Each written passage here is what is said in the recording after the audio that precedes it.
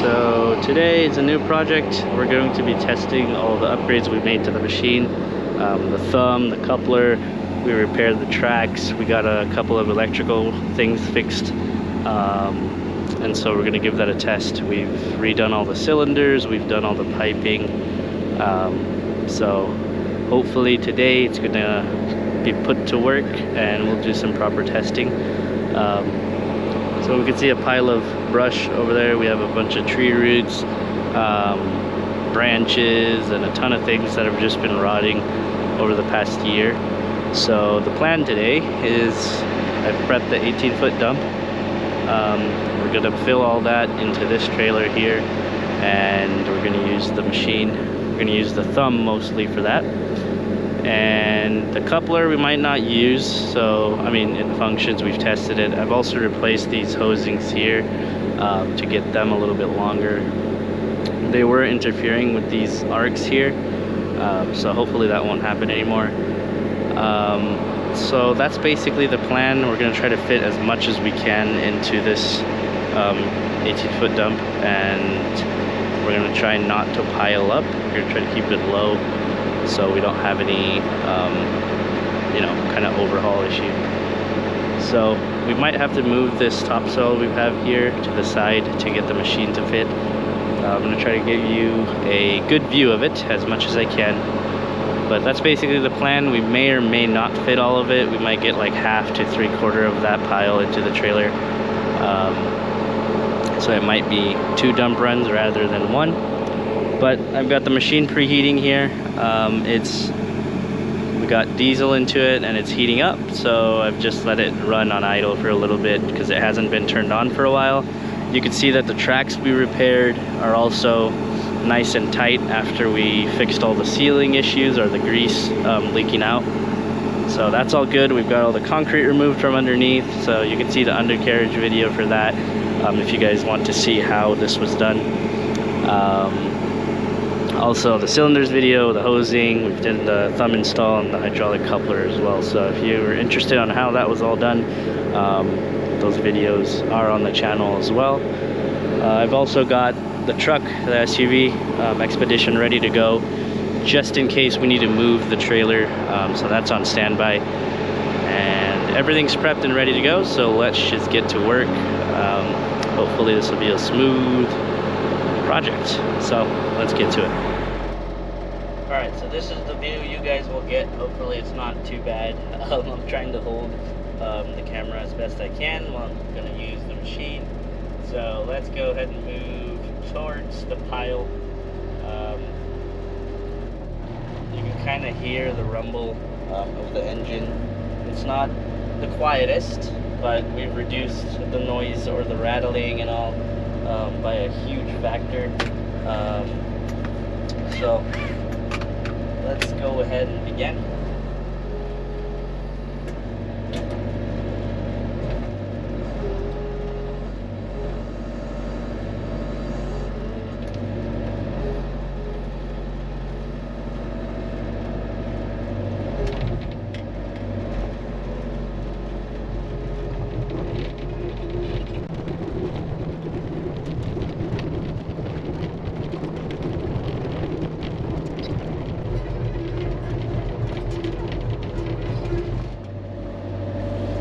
Alright, so I think this is a good spot.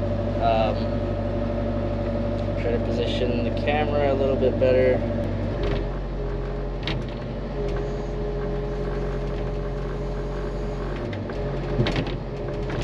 First thing, let's try to